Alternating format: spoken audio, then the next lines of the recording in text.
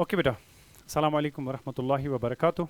So we'll be continuing with where we had left the other day, and बात करेंगे बेटा बाकी qualitative properties की. Let's have the elevation and boiling point next.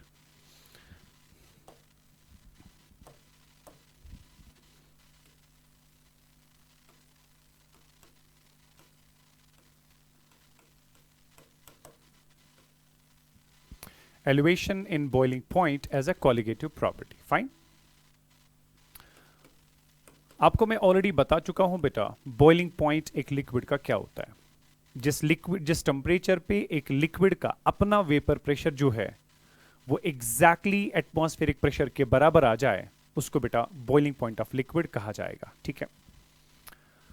अब अगर हम किसी भी लिक्विड के अगर हम किसी भी लिक्विड के वेपर प्रेशर को प्लॉट करेंगे as a function of temperature, let this be that 1 atm pressure, right? This is that vapor pressure. Let this be 1 atm and let this be the temperature scale. On the x coordinate I am plotting temperature, on the y coordinate I am plotting atmosphere vapor pressure, right?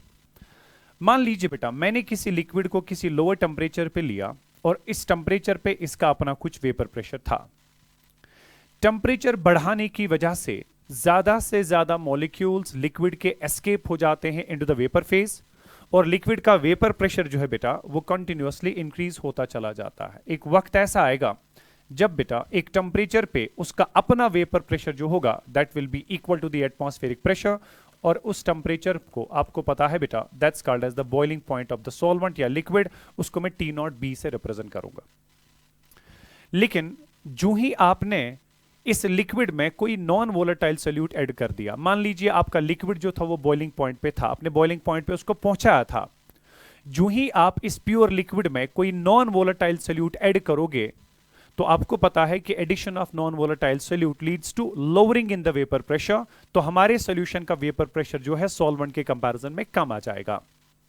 मान लीजिए बेटा इससे पहले, ठीक है, क्योंकि इस temperature पे सॉल्वेंट का बॉइलिंग पॉइंट 1 atm था, सपोज मैंने कुछ नॉन वोलेटाइल सोल्यूट ऐड करके सोल्यूशन बना दिया, उसकी वजह से इसका वेपर प्रेशर जो है घट के कुछ कम हो गया. For example now this is the vapour pressure of the solution at this particular temperature. क्योंकि जिस टेम्परेचर को इससे पहले आप बॉइलिंग पॉइंट कहते थे, क्योंकि इस टेम्परेचर पे सॉल्वेंट का वेपर प्रेशर एटमॉस्फेरिक प्रेशर के बराबर था, लेकिन नॉन वोलेटाइल सोल्यूट ने वेपर प्रेशर घटा दिया. अब इसी टेम्परेचर पे वेपर प्रेशर 1 atm नहीं है, 1 atm से कम है. तो ये वाला टेम्परेचर जो होगा बेटा this will not be the boiling point of liquid now. अब अगर आप इसका बॉइलिंग पॉइंट डिफाइन करना ही चाहते हैं तो इसका वेपर प्रेशर आपको बढ़ाना पड़ेगा और वेपर प्रेशर एटमॉस्फेरिक प्रेशर के बराबर फिर से करना पड़ेगा. तो वो चीज करने के लिए क्या करना है बेटा, आपने टेम्परेचर को बढ़ाना है. जो ही आप टेम्परेचर बढ़ाओगे इस सोल्यूशन का वेपर प्रेशर बढ़ता जाएगा बढ़ता जाएगा बढ़ता जाएगा बढ़ता जाएगा. एक वक्त ऐसा आएगा बेटा कि इस रिजल्टिंग सोल्यूशन का वेपर प्रेशर भी 1 atm के बराबर आएगा और उसके कॉरेस्पॉन्डिंग जो भी आपका टेम्परेचर होगा that temperature will be again called as the boiling point of the solution, मगर उसको मैं TB से रिप्रेजेंट करूंगा. तो अगर मैं वेपर प्रेशर कर्व को कंप्लीट करूं बेटा, this is the vapour pressure curve. Suppose this is the vapour pressure curve A, this is the vapour pressure curve B. तो यहां पे जो कर्व A है ये कॉरेस्पॉन्ड करता है टू प्योर लिक्विड, लेकिन यहां पे जो वेपर प्रेशर B है बेटा it corresponds to solution containing non volatile solute. Number 1. Number 2, pure liquid का जो बॉइलिंग पॉइंट है उसको मैंने T0B कहा. सॉल्यूशन का जो बॉइलिंग पॉइंट है that's TB and you can see TB is greater as compare to T0B. तो बॉइलिंग पॉइंट ऑफ सॉल्यूशन जो है बेटा वो ज्यादा हो चुका है as compare to that of solvent. क्योंकि नॉन वोलेटाइल सोल्यूट ऐड करने की वजह से बॉइलिंग पॉइंट इंक्रीज हो चुका है, उसको कहते हैं एलिवेशन इन बॉइलिंग पॉइंट. मगर ये एलिवेशन इन बॉइलिंग पॉइंट कितना ज्यादा हो जाएगा, इट डिपेंड्स अपॉन कि आप कितना amount of non volatile solute add कर रहे हो. जितना ज्यादा अमाउंट नॉन वोलेटाइल सोल्यूट का ऐड हो जाएगा उतना बेटा वेपर प्रेशर में ज्यादा गिरावट आएगी और उतना वेपर प्रेशर को 1 atm तक पहुंचाने के लिए टेम्परेचर बहुत ज्यादा इंक्रीज करना पड़ेगा, मतलब बॉइलिंग पॉइंट उतना ज्यादा बढ़ेगा. So elevation and boiling point depends upon the amount of non-volatile solute added. Henceforth, you can say that it is a colligative property, right, beta? यहां पे जितना भी बॉइलिंग पॉइंट इंक्रीज हुआ बेटा, इसको एलिवेशन इन बॉइलिंग पॉइंट कहा जाता है। इसको रिप्रेजेंट करते हैं by the sign delta T B. Is that part clear? This is called as elevation in boiling point. इसको कहते हैं बेटा, रिप्रेजेंट करते हैं डेल्टा टी बी से। And please remember, this elevation in boiling point is basically higher boiling point minus we have lower boiling point, and higher boiling point is T B, lower boiling point is T not B. अगर बेटा इस delta TB की बात करेंगे, what we call as elevation in boiling point, according to Clapeyron Clausius equations, this elevation in boiling point is found to be directly proportional to molality of the solution. चूंकि molality जो है बेटा, it is directly proportional to number of moles of solute, because molality means number of moles of solute dissolved per KG of the solvent. So जितने ज्यादा number of moles of solute पर KG of solvent आप add करोगे, उतना solution की molality ज्यादा। सो चूंकि molality जो है, it is directly proportional to number of moles of solute, that means delta T B is directly proportional to number of moles of solute. तो यहां से भी आप प्रूव कर सकते हैं that elevation in boiling point is a colligative property. तो यहां पे अगर हम बेटा प्रोपोर्शनैलिटी को रिप्लेस करेंगे इक्वालिटी से, यू इंट्रोड्यूस ए कांस्टेंट, उस कांस्टेंट को बेटा लिखा जाता है Kb into we have molality of the solution. तो ये जो इक्वेशन हमारे पास है बेटा, this is the equation of elevation in boiling point as a colligative property. Delta Tb is equal to Kb into m। अब डेल्टा Tb तो मैंने बता दिया, this delta Tb is elevation in boiling point, right बेटा, elevation in boiling point. और Kb जो आपके पास है, इसको बेटा कहते हैं molal elevation constant, molal elevation constant, या फिर it is also called as ebullioscopic constant. It's also called as the ebullioscopic constant. ये कांस्टेंट क्या है, ये नाम क्यों है, मैं बता रहा हूं। ये m जो यहां पर आपके पास नई टर्म आई बेटा, this is the molality of the solution. Fine, this m is the molality of the solution. अब देखिए, अगर सपोज सॉल्यूशन की मोलैलिटी m जो है उसको सपोज 1 लिया जाए, तो Kb किसके बराबर आएगा, डेल्टा Tb के। तो Kb को आप कैसे इंटरप्रेट कर सकते हो, ये Kb है क्या, this Kb is then elevation in boiling point of 1 molal solution, right बेटा। दैट मीन्स जब भी आप 1 मोल ऑफ सोल्यूट डिसॉल्व करोगे in 1 kg of the solvent, solution की मोलैलिटी मानी जाती है 1। तो इस 1 मोलल सोल्यूशन में जितना भी एलिवेशन इन बॉइलिंग पॉइंट होगा, उसी को बेटा मोलल एलिवेशन कांस्टेंट कहा जाएगा। Is that part clear? और आपके एंट्रेंस एग्जामिनेशन में इस Kb की इंटरप्रिटेशन पे सवाल पूछा जाता है। तो चूंकि सबसे पहली बात मैंने बताई बेटा, it represents elevation in boiling point of 1 molal solution, that's why it is called as the molal elevation constant, right बेटा। नंबर 1। नंबर 2 इज दैट क्योंकि हर कोलिगेटिव प्रॉपर्टी को यूज करके आपको पता है मॉलिक्यूलर मास निकाला जाता है, और जो एक्सपेरिमेंटल प्रोसीजर है to calculate the molecular mass of non volatile solute using elevation in boiling point as a colligative property, that procedure is called as ebullioscopy. That's why this constant is also called as ebullioscopic constant, right. तो पहली बात जो है बेटा Kb के बारे में, Kb हमारे पास क्या है, please remember, number 1, this Kb represents the elevation in boiling point. This represents the elevation in boiling point of 1 molal solution. 1 molal solution. Number 1. Number 2 is that जो आपके पास बेटा ये Kb है, इसके यूनिट्स के बारे में कभी कभी आपको सवाल पूछा जाता है। जो किसी भी टर्म के यूनिट्स निकालने के लिए हमें उसकी इक्वेशन पता होनी चाहिए, और इसकी इक्वेशन क्या बनेगी बेटा, that's delta Tb divided by m, right. Delta Tb आपको पता है दैट्स टेम्परेचर, टेम्परेचर के यूनिट होते हैं केल्विन। मोलैलिटी के यूनिट्स होते थे बेटा, शाबाश, मोल्स पर किलोग्राम, है ना। तो इसके यूनिट्स होते थे मोल्स पर किलोग्राम, तो ऊपर आके बनेगा वो किलोग्राम पर मोल। सो इसके यूनिट्स बनते हैं केल्विन, किलोग्राम पर मोल। ये यूनिट्स कभी कभी आपको बेटा Kb के बारे में पूछे जाते हैं। फाइन, तो अब जाके ये हमारे पास जो बेसिक इक्वेशन बनती है delta Tb is equal to Kb into molality बेटा, ये वाली इक्वेशन कभी कभी हम क्वेश्चन सॉल्व करने में काम आते, यूज करते हैं, ठीक है। और उसके बाद जो है मैं वापस आ रहा हूं अपने इस Kb पे। तीसरी बात, इस Kb को कभी कभी आपको बेटा किसी न्यूमेरिकल में इवैल्यूएट करना पड़ता है, but from the thermodynamic data. तो थर्मोडायनेमिक डेटा में आप इसमें जो बेसिकली बैकग्राउंड यूज करते हो वो काफी लंबा जाएगा, उसमें जाने की बिल्कुल भी कोई जरूरत नहीं है। लेकिन हां, इतना याद रखिएगा कि Kb जो है, besides we can calculate it from the data of the colligative properties, we can also calculate it from the thermodynamic data as well. और thermodynamic data की जब बात करेंगे, Kb will be always equal to, please remember, it can be calculated by the equation R T naught B square divided by 1000 times latent heat of vaporization. ठीक है, 1000 times latent heat of vaporization. ये equation use करके बेटा इस Kb को evaluate किया जा सकता है, इस फॉर्मूला को यूज करके Kb इवेलुएट किया जा सकता है. अब इस इक्वेशन में R जो आपके पास है बेटा, you know it is a universal gas constant, right, it's a universal gas constant. और इसके यूनिट्स आप क्या यूज करोगे ताकि आप Kb को इवेलुएट किया जाए, that will depend upon the units of latent heat of vaporization. ठीक है ना. सो अगर ये latent heat of vaporation joules kilo joules में दिया गया तो R आपने यूज करना पड़ेगा 8.314. अगर आपने बेटा ये देखा कैलोरीज वगैरह में दिया गया, किलो कैलोरीज में दिया गया, R आपने यूज करना पड़ेगा 2 कैलोरीज पर केल्विन पर मोल. फाइन, ये ऑलरेडी आपको स्टेट्स ऑफ मैटर में बताया जा चुका है, या ऑलरेडी आप ये जानते हैं बेटा. Then we talk about T not B, right, boiling point. तो टी नॉट बी जो है, this is boiling point of pure solvent, right, this is boiling point of pure solvent. कितना होता है ये बेटा आपको क्वेश्चन में दिया जाएगा. इन केस अगर आपका सॉल्वेंट वाटर था, उसका नॉर्मल बॉइलिंग पॉइंट आपने याद रखना पड़ेगा, that is basically 373 kelvin. Fine. Then remains LV.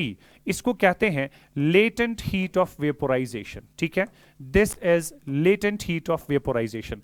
Now the point is latent heat of vaporization क्या है? Please remember, it is the amount of heat required to convert 1 gram of liquid into its vapor phase at its boiling point, right?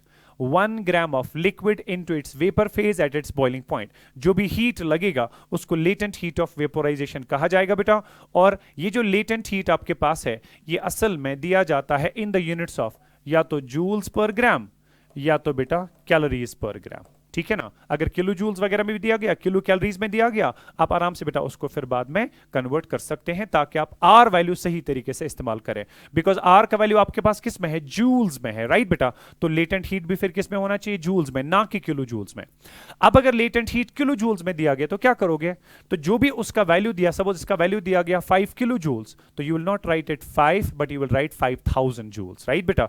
सो उसके बाद latent heat भी आपको पता चला, are आपका gas constant, T not be boiling point of pure solvent, ये भी आपको वहां से दिया जाता है. अगर वाटर है तो 373 केल्विन याद रखना पड़ेगा. Kb बेटा आपको इवेलुएट करना पड़ सकता है. मगर इसकी एक और इक्वेशन भी है जो आपको बेटा यूज करनी पड़ेगी for Kb, that Kb will be equal to, ठीक है, this is R T not be square. Then मैं यहां पे इस इक्वेशन में जाने से पहले यहां पे एक छोटा सा एक डेरिवेशन स्टेप दिखाऊंगा, छोटा सा. ठीक है, देखो आपको पता है कि एंथैल्पी ऑफ वेपोराइजेशन हमारे पास एक टर्म है. Enthalpy of vaporization means the amount of heat required to convert 1 mole of a liquid into its vapour phase at its boiling point.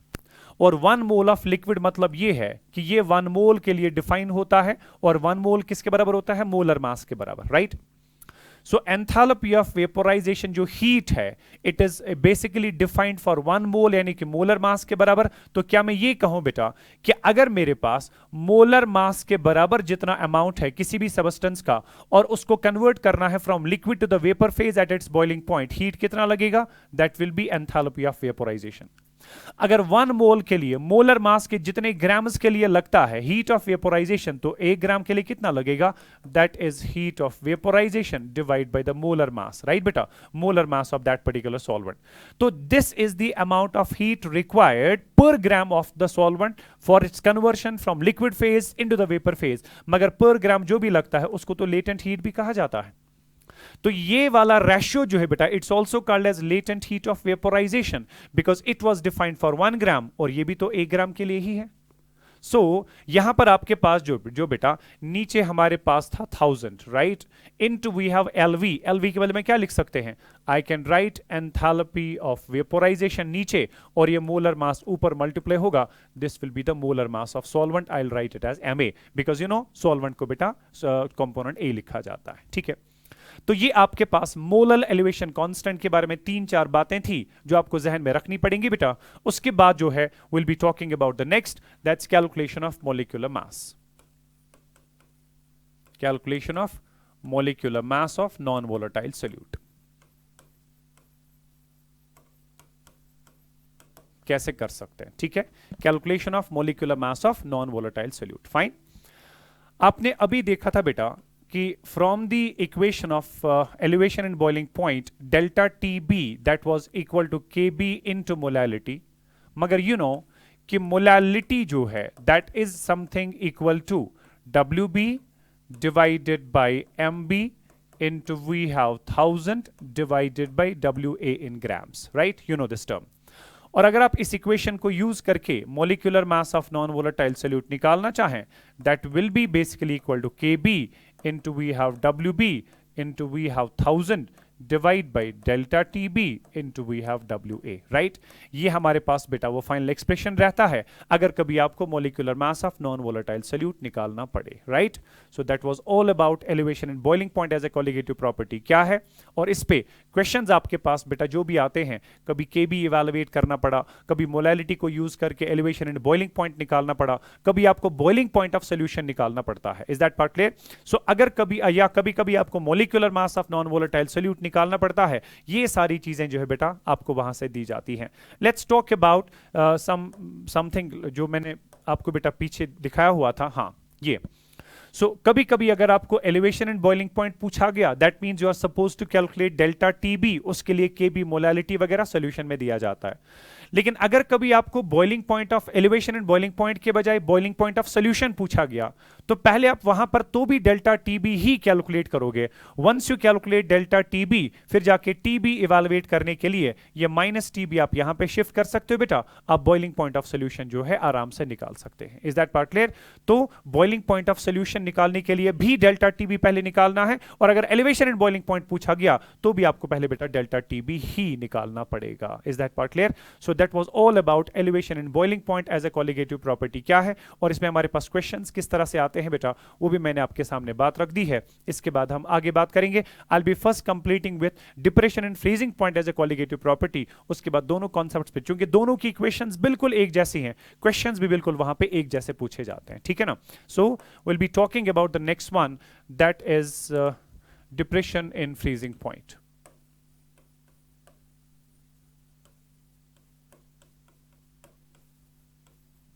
As a colligative property, ठीक है। तो फिर से मसला वही है, अगर सपोज मैंने किसी लिक्विड सॉल्वेंट को लिया बेटा, अगर मैं इसका वेपर प्रेशर प्लॉट करूं as a function of temperature, fine. तो जो ही आप इस लिक्विड को किसी टेम्परेचर पे लेते हैं, हर एक टेम्परेचर पे इस लिक्विड का अपना कुछ वेपर प्रेशर हुआ करता है। अगर आप इस लिक्विड का टेम्परेचर घटाते हैं, इसका वेपर प्रेशर डिक्रीज होता चला जाता है। एक टेम्परेचर ऐसा आता है बेटा जिस टेम्परेचर पे आपका ये लिक्विड जो है वो सॉलिड स्टेट में कन्वर्ट होने लगता है। उस टेम्परेचर आपको पता है बेटा, उसको फ्रीजिंग पॉइंट ऑफ लिक्विड कहा जाएगा। और अगर मैं टेम्परेचर और घटाऊं बेटा, तो उसके बाद we are landing purely into the solid state, और जिस हिसाब से एक लिक्विड का वेपर प्रेशर घटता है विद टेम्परेचर, सॉलिड्स का वेपर प्रेशर बेटा उससे कहीं ज्यादा मैग्नीट्यूड से घटता है, बिकॉज सॉलिड्स पहले ही कम वोलेटाइल होते हैं बेटा। अब अगर आप टेम्परेचर और भी डिक्रीज करेंगे, उनकी वोलेटाइलिटी बहुत कम हो जाती है, वो बहुत कम वेपर फेज में चले जाते हैं, और उनका वेपर प्रेशर जो है बेटा वो एब्रप्टली डिक्रीज होता है। तो ये वाला पार्ट जो था बेटा मेरा, ये प्योर लिक्विड के लिए था, ये वाला पार्ट जो था ये इसके सॉलिड स्टेट के लिए था। तो ये वाला पॉइंट जो है इस टेम्परेचर पे खास बात ये है, लिक्विड और सॉलिड फेजेस जो हैं they exist in equilibrium with each other, और इस टेम्परेचर को बेटा असल में कहा जाता है फ्रीजिंग पॉइंट, राइट। इसको कहा जाता है फ्रीजिंग पॉइंट। चूंकि मैं प्योर सॉल्वेंट की बात कर रहा हूं, so this will be taken as T not of F। अब ये जो फ्रीजिंग पॉइंट है बेटा, इसके बारे में दो तीन बातें, ठीक है। फ्रीजिंग पॉइंट के बारे में दो तीन बातें। नंबर वन, ये एक ऐसा टेम्परेचर होता है जिस टेम्परेचर पे लिक्विड जो है वो कन्वर्ट होने लगता है into the solid state, right. वो कन्वर्ट होने लगता है into the solid state, complete conversion नहीं होता। एंड लिक्विड और सॉलिड जो है they exist in equilibrium, and liquid solid equilibrium exists at this particular temperature, ठीक है। दूसरा, अबव फ्रीजिंग पॉइंट, अगर आप फ्रीजिंग पॉइंट से ऊपर की बात करेंगे, ठीक है, you will be landing into the pure liquid state, right. You will be landing into the pure liquid state, और अगर आप बिलो फ्रीजिंग पॉइंट की बात करेंगे, बिलो फ्रीजिंग पॉइंट की बात करेंगे, you will be landing purely into the solid state. ये एक वाहिद टेंपरेचर है जिस टेंपरेचर पे ये दोनों को एग्जिस्ट करते हैं in equilibrium with each other. तीसरी बात बेटा, फ्रीजिंग पॉइंट पे आप देख रहे हो कि यहां पे सॉलिड भी को एग्जिस्ट कर रहा है, लिक्विड भी को एग्जिस्ट कर रहा है, राइट? क्योंकि दोनों एक ही पर्टिकुलर पॉइंट पे है, तो दोनों का वेपर प्रेशर जो है बेटा वो सेम है कि डिफरेंट? तो वेपर प्रेशर ऑफ सॉलिड जो है that is basically equal to vapour pressure of liquid, या vapour pressure of solid and liquid जो है बेटा that is same, right? So इस पर्टिकुलर स्टेज पे वेपर प्रेशर जो है दोनों कंपोनेंट्स का सेम सेम रहता है। अब अगर हम ऐसा करें बेटा कि जो मैंने लिक्विड इस टेंपरेचर पे लिया था, प्योर लिक्विड, अगर हम इस लिक्विड में नॉन वोलेटाइल सोल्यूट ऐड करेंगे तो नॉन वोलेटाइल सोल्यूट ऐड करने से इसका वेपर प्रेशर घटेगा। फॉर एग्जांपल इसका वेपर प्रेशर इतना कम हो गया। Now this point is representing the vapour pressure of solution containing non volatile solute, right बेटा? Vapour pressure of solution containing non volatile solute, और ये वेपर प्रेशर प्योर लिक्विड के comparison में कम है। अगर मैं इस सॉल्यूशन का टेंपरेचर अब घटाना स्टार्ट करूं तो इसका वेपर प्रेशर वैसे ही घटेगा जैसे ऊपर घटा था, क्योंकि ये भी तो लिक्विड ही है। तो इसका वेपर प्रेशर डिक्रीज होता गया होता गया होता गया होता गया। एक वक्त ऐसा आता है बेटा जब ये इस वेपर प्रेशर कर्व को टच करेगा, क्योंकि इस वेपर प्रेशर कर्व, क्योंकि ये वाली वेपर प्रेशर कर्व किसकी है? सॉलिड स्टेट की। दैट मींस बेटा ये लिक्विड जो है ये सॉलिड स्टेट को कहीं ना कहीं टच कर गया। सॉलिड स्टेट को टच करने का मतलब ये है कि at this point liquid and solid को एग्जिस्ट इन इक्विलिब्रियम। तो ये वाला टेंपरेचर जो अब बनेगा बेटा, ये मेरे पास नया फ्रीजिंग पॉइंट होगा, but this will be the freezing point of the solution now. So can we say what the addition of non-volatile solute has done is that, क्या इसने freezing point घटा दिया? Yes. पहले freezing point ज्यादा था लेकिन अब जाके freezing point कम हो गया।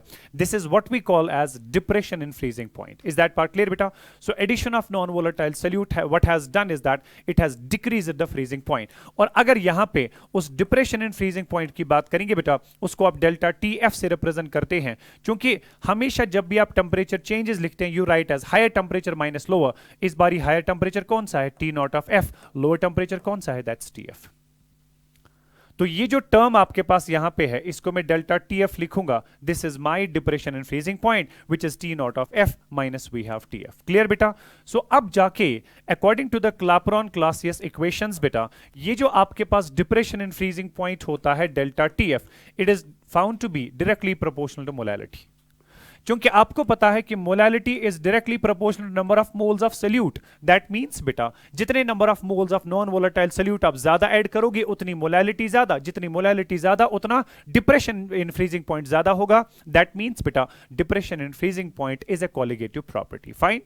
और यहां पे अगर हम प्रोपोर्शनैलिटी को रिप्लेस करेंगे इक्वालिटी से, you introduce a constant K F into we have molality of the solution. ये हमारे पास बनती है बेटा equation of depression in freezing point as a colligative property. और यहां पर फिर से अगर आप इस केएफ की बात करना चाहें, इसको बेटा कहते हैं molal depression constant, right? This is called as molal depression constant, या it is also called as cryoscopic constant. It's also called as cryoscopic constant. Fine. और उसके बाद जो आपके पास ये m है बेटा, ये फिर से क्या रिप्रेजेंट करेगा? Molality of the solution, molality of the solution. और डेल्टा TF जो आपके पास है, this is what we call as depression in freezing point of liquid, right? तो ये आपके पास डिप्रेशन फ्रीजिंग पॉइंट हो गया, बाकी सारी टर्म्स मैंने बता दी। अब अगेन ये KF जो है बेटा, that is basically the point of debate. इस KF के बारे में आप क्या क्या बता सकते हो? सबसे पहली बात, अगर मैं KF को डिफाइन करूं बेटा, if I take the molality of solution equal to 1, so delta TF will come out to be KF। What will KF represent? KF represents depression in freezing point. KF is defined as depression in freezing point of 1 molal solution। किसी भी 1 molal solution में कितना depression in freezing point होगा जिसमें non volatile solute मौजूद है बेटा, that depression in freezing point is what we call as molal depression constant. It is also called as cryoscopic constant because again हर एक colligative property जो है बेटा, इसको यूज करके molecular mass of non volatile solute निकाला जाता है। Isn't that? तो चूंकि आप इनको यूज करके molecular mass of non volatile solute निकालते हैं और जो प्रोसीजर इसमें यूज होता है that's called as cryoscopy. That's why this constant is called as cryoscopic constant as well. ठीक है ना? तो उसके बाद बेटा आप यूनिट्स की बात करेंगे। यूनिट्स ऑफ केएफ हमारे पास क्या रहते हैं? चूंकि जो इक्वेशन के बी की थी वही इक्वेशन तो के एफ की बनेगी।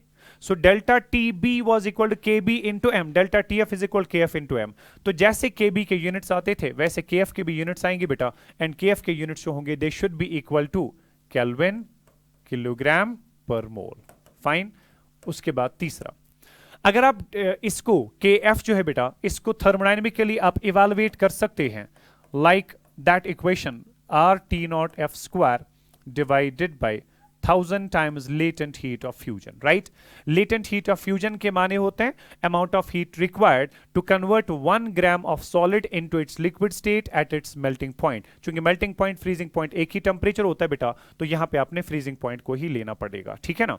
सो यहां पे लेकिन अगर आप इसको एंथैल्पी ऑफ वेपोराइजेशन के साथ रिलेट करना चाहें तो ये बनेगा are T not F square into we have molecular mass of solvent divided by 1000 times enthalpy of fusion, है ना, enthalpy of fusion, ठीक है, delta H of fusion. Fine. तो ये टर्म्स जो है बेटा ये बिल्कुल रेप्लिका है किसका, जो आपने एलिवेशन एंड बॉइलिंग पॉइंट में किया था, बिल्कुल उसका रेप्लिका हम यहां पे कर रहे हैं। फाइन। अब जाके क्वेश्चंस बिल्कुल वैसे ही डिप्रेशन एंड फ्रीजिंग पॉइंट में भी जैसे कि एलिवेशन एंड बॉइलिंग पॉइंट में हमारे पास थे, इसमें कुछ नया बेटा नहीं है, इसमें कुछ डिफरेंट नहीं है, ठीक है। मैं बिल्कुल बेसिक से आपके साथ हर एक चीज शेयर करने की कोशिश कर रहा हूं ताकि आपको पूरी तरह से वो क्लास 12 का याद आ जाए किस तरह से आपने क्लास में पढ़ा हुआ था, ठीक है ना। So that was all about the elevation and depression and freezing point as a colligative property, except for one thing, इसकी एप्लीकेशंस हमारी डे टू डे लाइफ में क्या है। Applications, right? Number one, as antifreeze.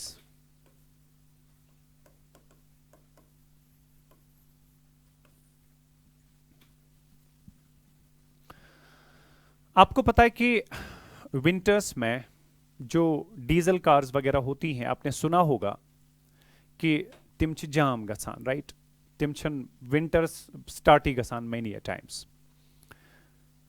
In fact अब जाके हम काफ़ी advancement के दौर में आ चुके हैं, अब जाके ऐसी प्रॉब्लम्स तो नहीं होती हैं, क्योंकि अब जाके जिन सॉल्यूशंस का इस्तेमाल किया जाता है they are called as antifreeze. आपको पता है कि कार रेडिएटर्स में एक बेसिकली हिस्सा होता है गाड़ी का जो कि असल में इंजन का टेम्परेचर जो है उसको लोअर साइड पे मेंटेन करता है, ठीक है, और उसमें वाटर का इस्तेमाल किया जाता है तात्मसा वाटर कंटिन्यूअसली रन गसा, और वाटर जो है वो इंजन से हीट एब्स्ट्रैक्ट करता है कॉन्स्टेंटली, और वो हीट जो है फिर वाटर डिसिपेट करता है टू द सराउंडिंग्स। क्योंकि वाटर की हीट कैपेसिटी बहुत ज्यादा है, इसकी हीट रिटेन करने की कैपेसिटी बहुत ज्यादा है, ठीक है ना। तो इंजन का टेम्परेचर जो है वो उस वाटर की वजह से मेंटेन होता है। लेकिन विंटर्स में यही वाटर जो है, जब हमारे यहां टेम्परेचर फ्रीजिंग पॉइंट से नीचे जाता था, यही वाटर फ्रीज हो जाता था इस रेडिएटर में, और उसके बाद बेटा आप इंजन स्टार्ट भी नहीं कर पाते थे, और अगर आप करते भी तो इंजन जल जाता था। अब इसमें आपके पास क्या मसला आ गया कि एंटी फ्रीज सॉल्यूशंस बनाए गए। जो एंटी फ्रीज सॉल्यूशन होता है बेटा, वहां पे असल में इस वाटर के बदले में एक नई चीज का इस्तेमाल किया गया, this is what we call as coolant.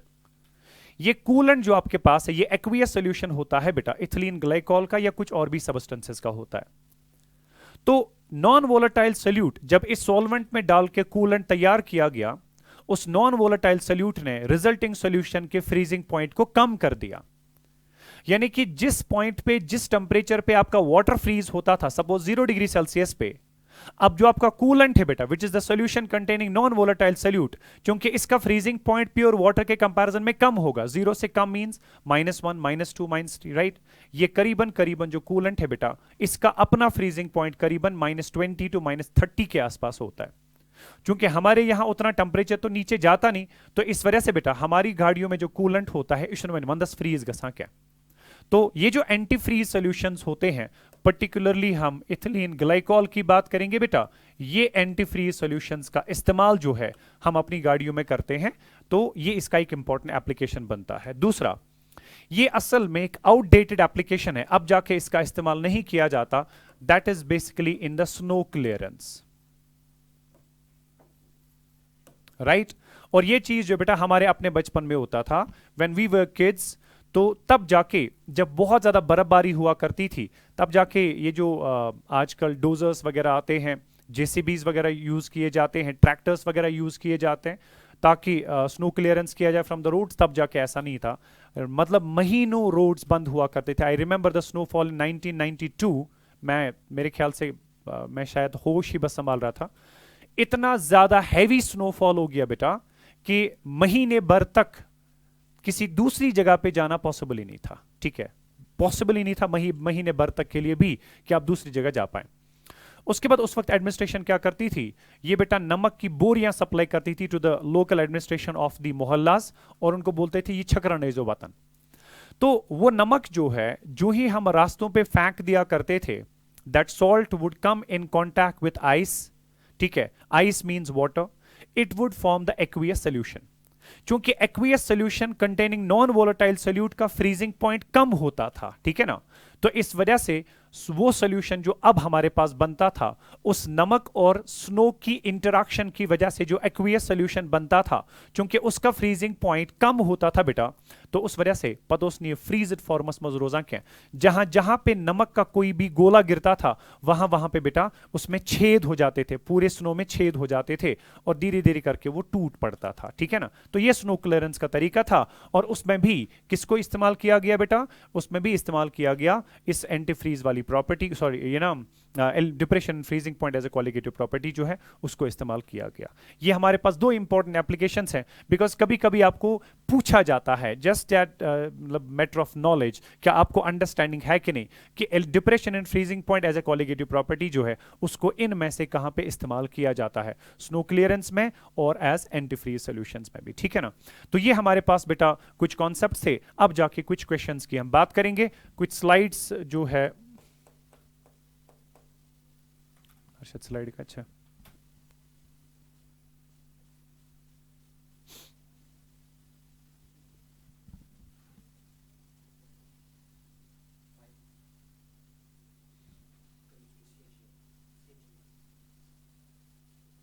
okay,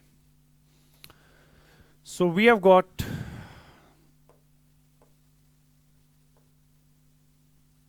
some questions here. सबसे पहला क्वेश्चन बेटा आपके स्क्रीन पे है, the boiling point elevation constant for toluene is 3.32 kelvin kilogram per mole. That means बेटा आपको केबी जो है that has been given. The normal boiling point of toluene is 110.7 degree Celsius. That means बेटा आपको T not B का value जो है that has been गिवन। Enthalpy of vaporization of toluene जो है आपको पूछा गया है। ठीक है ना, सो टी नॉट बी नहीं, boiling point elevation constant kb has been given from there, that's right.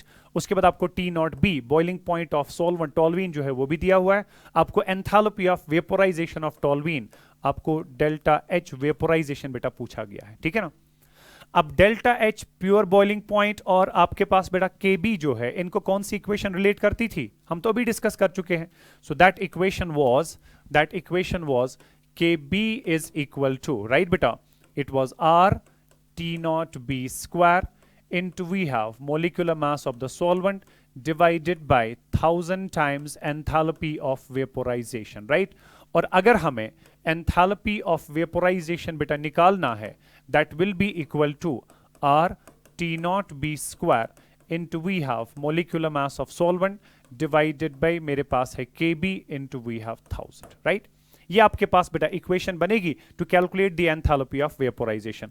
अगर आप बेटा ऑप्शंस पे नजर मारोगे, ऑप्शंस में इसने कहा था it is in the units of kilo joules, right, kilo joules. तो दैट मीन जो आप आर का वैल्यू इस्तेमाल करोगे बेटा, वो आर का वैल्यू क्या होना चाहिए, R should be taken as 8.314 joules per kelvin per mole. T not be आपको दिया हुआ था, मगर सेल्सियस में उसको 273 ऐड करके कन्वर्ट करना पड़ेगा into Kelvin. M A represent करेगा molecular mass of the solvent, अब मसला ये है कि हमारे पास टोल्यूइन है क्या? टोल्यूइन हमारे पास है बेटा, बेंजीन रिंग के ऊपर आपके पास CH3 होता है, इसका मोलिकुलर मास इवेलुएट करना है। Kb आपको वहां से दिया गया था, 1000 से मल्टीप्लाई करके ये पूरी टर्म को सॉल्व करना है, आपका एंथैल्पी ऑफ वेपोराइजेशन जो है बेटा वो निकल आएगा। Is that part clear?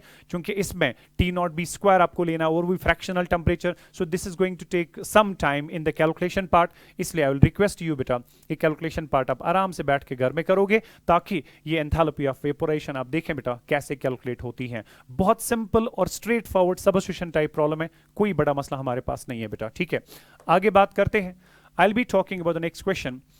If the elevation and boiling point of a solution of non-volatile, non-electrolytic and non-associating solute in the solvent is Y Kelvin, elevation in boiling point, yeah, Y Kelvin, then the depression and freezing point of solution of the same concentration will be, ठीक है ना?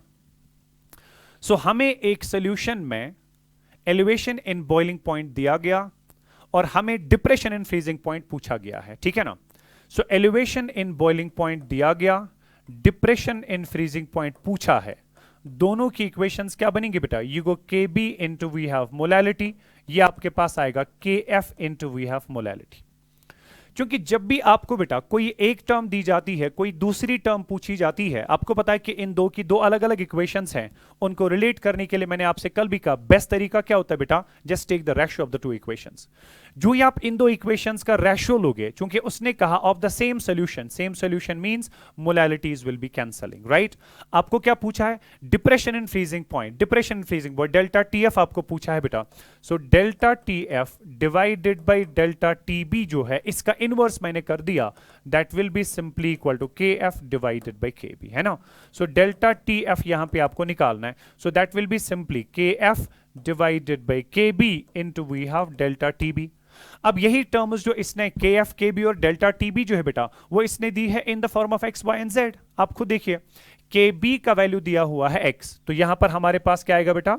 That will B X, right? और इसी तरह से इसने elevation in boiling point दिया हुआ है Y, तो ये वाली टर्म इसने दी हुई है Y, ठीक है।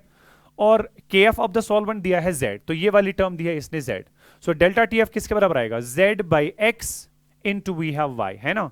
Z बाई X into we have Y, ये वाली Z बाई X into we have Y हमारे पास बेटा सेकेंड टर्म है, so that has to be your answer, right? As simple as that. Let's just move on to the next one. A solution containing 1.8 grams of a compound, empirical formula दिया है CH2O in 40 grams of water is observed to freeze at minus 0.465 degree Celsius. Molecular formula of the compound आपको पूछा गया है, ठीक है ना?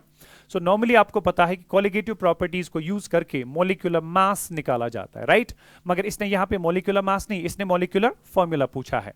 पहले मोलिकुलर मास तो निकालें, फिर देखें उस मोलिकुलर मास के कॉरस्पॉन्डिंग कौन सा कंपाउंड आपका बेटा वहां पे हो सकता है, यानी कि कौन से कंपाउंड का मोलिकुलर मास उतना ही है जितना कि आपके पास बेटा ऑप्शंस में दिया हुआ है, या फिर चूंकि इसने एम्पिरिकल फार्मूला भी दिया है हम उसको भी यूज करके मोलिकुलर फार्मूला बता सकते हैं। बहरहाल क्वेश्चन आपके सामने है बेटा, अब जाके हमें मॉलिक्यूलर फॉर्मूला पूछा है। मैंने कहा कि मॉलिक्यूलर फॉर्मूला के बजाय हम असल में क्या निकालेंगे? Molecular mass.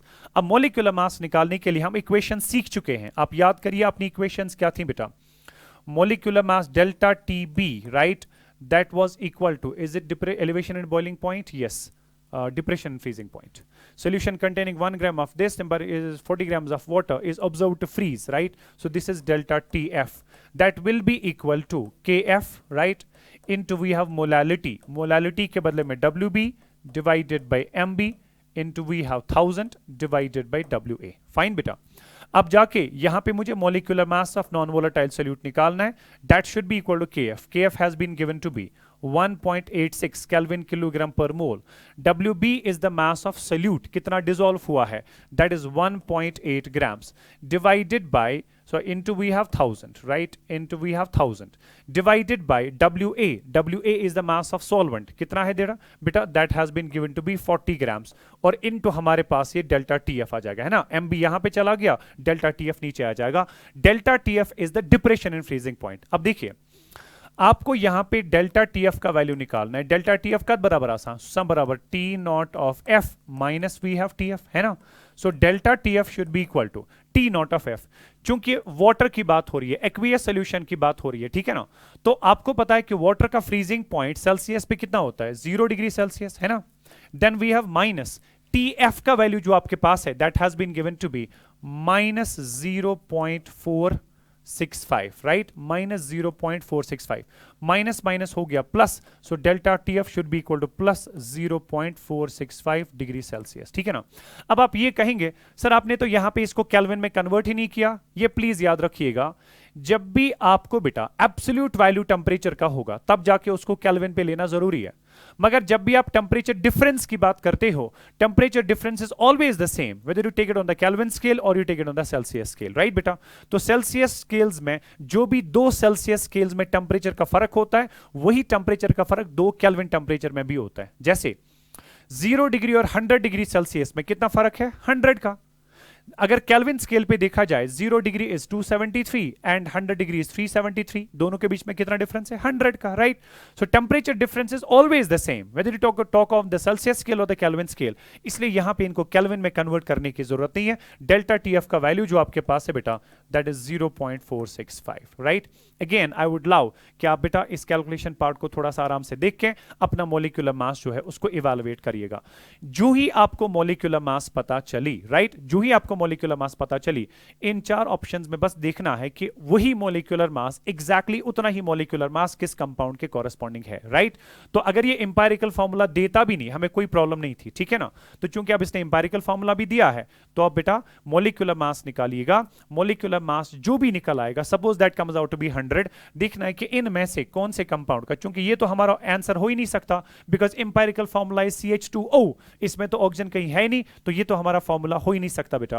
तो आपके पास ये 3 में से कोई ना कोई फॉर्मूला जो है that has to be the correct one. Is that part clear? Molecular mass निकाल के टैली करिए, तीनों में से किसका मॉलिक्यूलर मास एग्जैक्टली उतना ही आता है। Is that clear?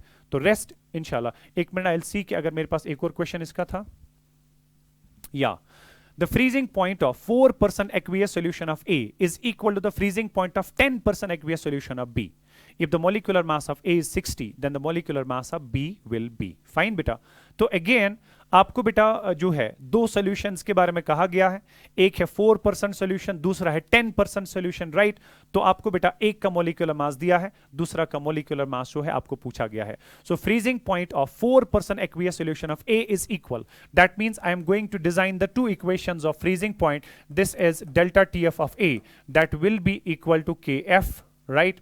Into we have WB divided by MB into we have 1000 divided by WA, और दूसरी इक्वेशन बनेगी delta TF of B that will be equal to KF of B कितना होगा into we have mass of solute वहां पे कितना है divide by molecular mass of solute into we have 1000 divide by WA। मैं बस आपको गाइड करूंगा बेटा प्रॉब्लम का अप्रोच कैसे करना है।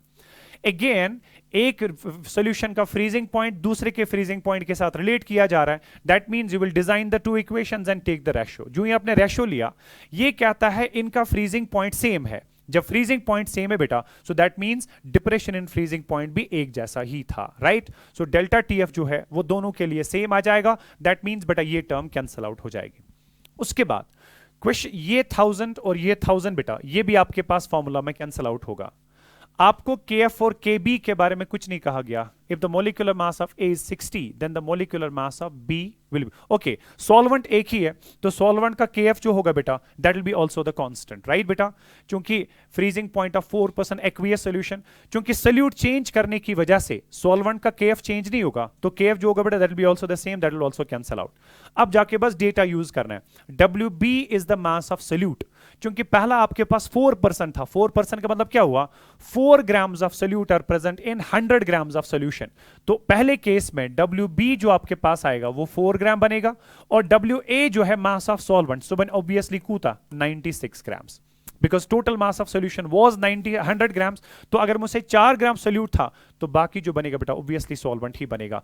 इसी तरह से ये WB जो दूसरी इक्वेशन का है बेटा, ये रिप्रेजेंट करता है mass of solute in the second solution, that was 10%। That means इसका 10 ग्राम आपने कंसीडर करना पड़ेगा सोल्यूट और 90 ग्राम कंसीडर करना पड़ेगा सॉल्वेंट। आपको मॉलिक्यूलर मास एक सोल्यूट का दिया है, दूसरे सोल्यूट का मॉलिक्यूलर मास आपको पूछा है। सो आप बस 2 इक्वेशंस के रेशियो लेने के बाद आपके पास सिर्फ 3 टर्म्स बचती हैं, तो 3 में से 2-2 टर्म्स आपको दी है बेटा, एक टर्म आपको नहीं दी है, आराम से उस टर्म को निकाला जा सकता है, राइट? प्लीज इस क्वेश्चन को आप फाइनली कंप्लीट करेंगे, and tomorrow will be talking about the osmotic pressure as a colligative property, plus will try to enter into the van't Hoff factor, which will be the last topic of the chapter as well. Thank you so much. Stay blessed. Allah Hafiz.